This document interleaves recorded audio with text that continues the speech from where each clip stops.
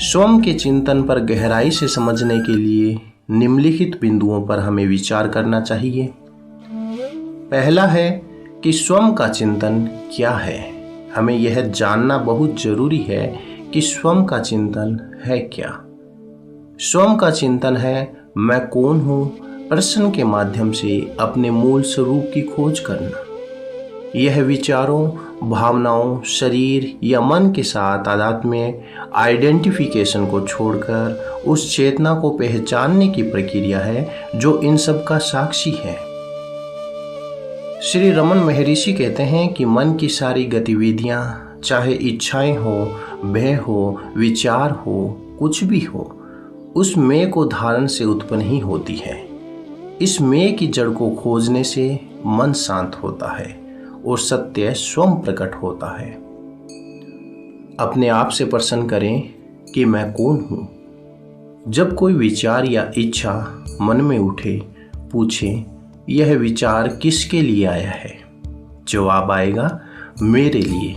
फिर यह भी पूछें यह मैं कौन हूँ, यह मैं कौन है।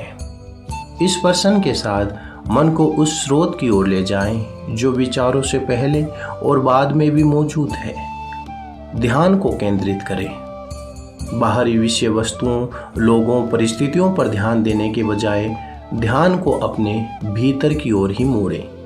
यह ध्यान शरीर, मन या इंद्रियों तक सीमित नहीं होना चाहिए, बल्कि उस साक्षी चेतना पर टिकना चाहिए जो इन सब को देखने वाली है।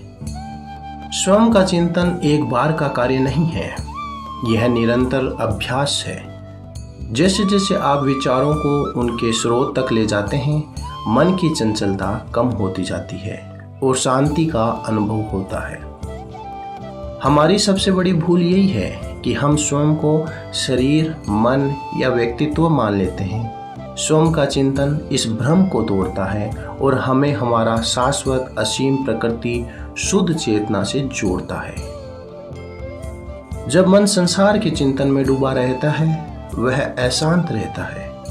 स्वयं का चिंतन मन को उसकी मूल शांति में लौटाता है, जो बाहरी परिस्थितियों से अप्रभावित रहती है। यह हमें उस आनंद तक ले जाता है जो हमारा स्वाभाविक स्वरूप है।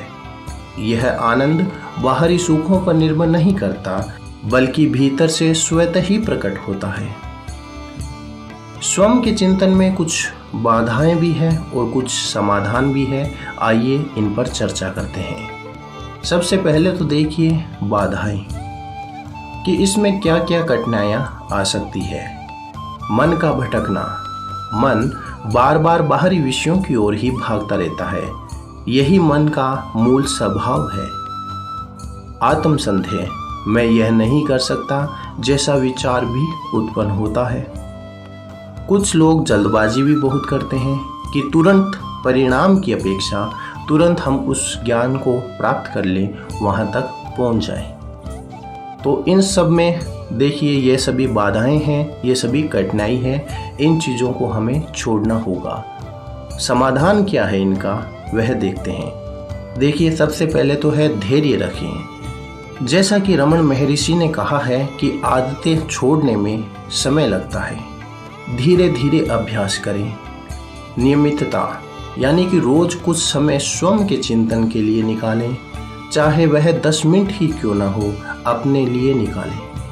वैराग्य, बाहरी सुखों के प्रति आसक्ति कम करें। बाहरी चीज़ों के प्रति कम भागें, कम लगाव करें, क्योंकि यह मन को भटकाने का कार्य करती है। श्रद्धा, स्वयं पर और इस प्रक्रिया पर विश्वास रखें। शुरुआत में शांत जगह चुनें जहां आप बिना व्यवधान के बैठ सकें। ध्यान का समय निश्चित करें। सुबह या रात का समय उपयुक्त हो सकता है जब मन अपेक्षाकृत शांत होता है। साक्षी भाव, रोजमर्रा के कार्यों में साक्षी भाव को लाना सीखें। उदाहरण के लिए देखिए कि जब क्रोध आए तो पूछें कि यह क्रोध किसे आ रहा है।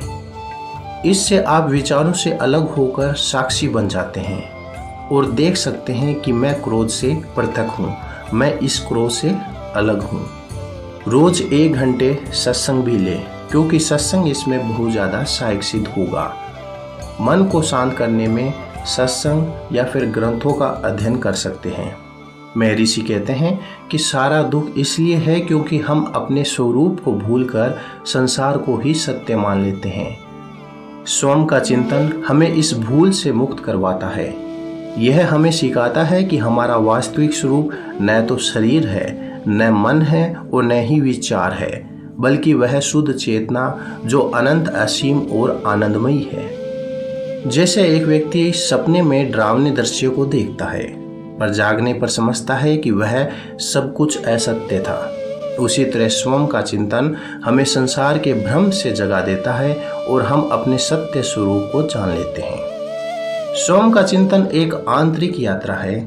इसे कोई बाहरी व्यक्ति या बाहरी यात्रा से न जोड़ें। जैसा कि महर्षि कहते हैं कि स्वयं को जानने के लिए किसी दर्पण की आवश्यकता नहीं है।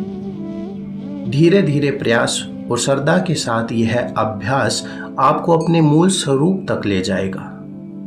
प्रत्येक क्षण में सजग रहें और अपने भीतर की शांति और आनंद को खोजें, क्योंकि सत्य आपके भीतर है, इसे बाहर बिल्कुल भी मत खोजें।